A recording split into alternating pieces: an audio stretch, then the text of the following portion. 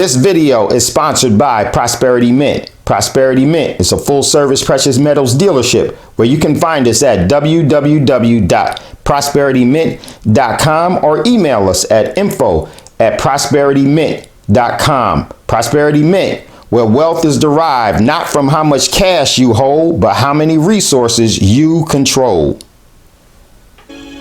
So on September the 12th of 1787, the Constitution there was a redraft that they all agreed upon. And the decision to redraft it was pretty much done over that weekend. And on September the 11th, the new Constitution was fully drafted and proposed on September the 12th. And I don't think that there is a coincidence that it was on September the 11th that was changed of 1787. So with this new revision or the redrafting or the redacting or the presented Constitution, these 39 individuals ensured that they would and their family for posterity would be appropriately paid in money as long as the corporation of the United States would be in existence. And they actually had those that would be subjugated through bills of credit to ensure. So they actually used the instrument to actually galvanize and gather the intrinsic energy of the citizenry for their profit. And this was a conspiracy, a moral malfeasance that still plagues everyone today. And we're very unaware of it. But the truth is there.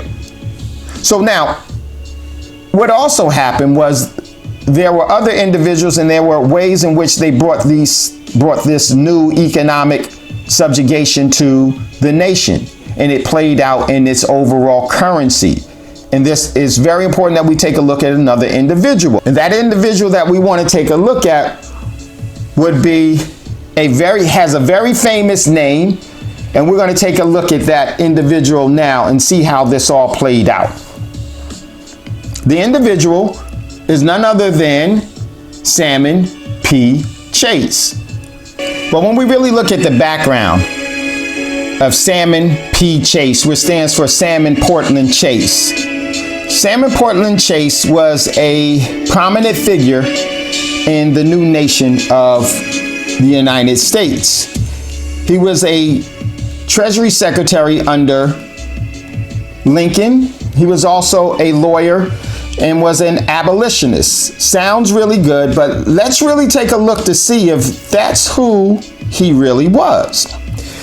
During his tenure and in the administration of Lincoln's presidency, he was the Secretary of Treasury. In 1862, he actually created what is known as the greenback, and his face was the first face put on the new currency that was established for the new banking system in the continental United States. And it was Salmon P. Chase's face that was put on there. And some of the significant parts about Mr. Chase was that this actually allowed the bankers to invoke what they had been trying to invoke for a very long time.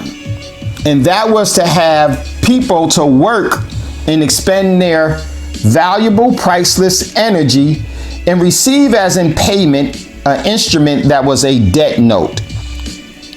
And so I would challenge and would say, though it was written that he was an abolitionist, he wasn't really indeed. Because what he was able to do and what he was able to accomplish with the bankers was bringing in a monetary system that would subjugate and enslave people as a form of payment. And they would call that form of payment money, when in actuality, it was a debt note. So basically, your labor expenditures, you were not getting anything in return for that. And Salmon P. Chase later became a Supreme Court justice. And he was, to me, he was such a predominant figure in establishing this overall disenfranchising monetary instrument, that the bankers never forgot and actually were very appreciative to Mr. Chase. Such so that they've named a financial institution after him. His family is not the owners or the creators of Chase Bank, but what I think happened was that the bankers wanted to memorialize this monumental event and this monumental individual figurehead and their ability to change the economic landscape in their favor, tilt the economic landscape into their favor, which extends itself into modern day transactions and the economy itself today. So they named the bank after him, commonly referred to as JP Morgan Chase Bank. Chase Bank. So we can thank, the bankers wanted to thank Mr. Chase for his good efforts, and that's why I say that he really wasn't an abolitionist at all. It actually was financial enslavement that he actually penned, diagrammed, and brought forth to Congress for passage as the overall ways and policies and procedures that the new nation of the United States will conduct as economic business against its own citizens. So in conclusion, what can we say that is important? And one of the things that I wanted to convey to you, as the signers of the Constitution saw that it was very necessary so that the fruits of their labor, their energy, their existence would not be diminished by receiving a payment that had no sustaining intrinsic value, that they can establish a level of wealth with and pass on as an inheritance to ensure prosperity would reign in their family. They ensured that they, for the fruits of their labor, that they would have a medium of exchange that had real value.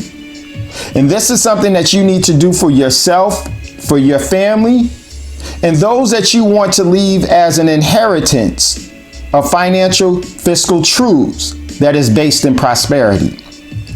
So, one of the most important things that I wanted to convey to you all, you can never ever save or get out of debt using a form of cash or a currency, because it is not a form of money.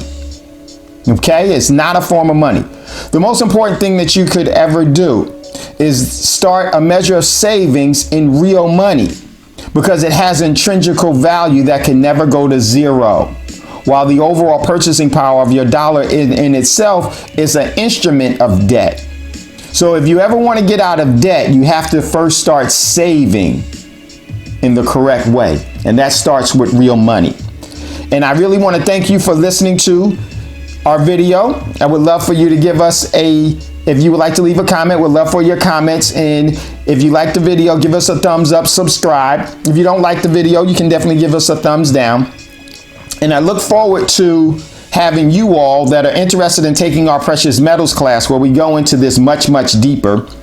You can actually enroll for that in the subject line below, the descriptors below. It will all be laid out there. And I want to thank Mr. Business for the track, the instrumental. Great, great music. Looking forward to using his music in the future. Thank you, everyone, for spending your time, and hope to see you all in our precious metals class. And you can find that at www.prosperitymint.com, or you can email us at info@prosperitymint.com. All the best.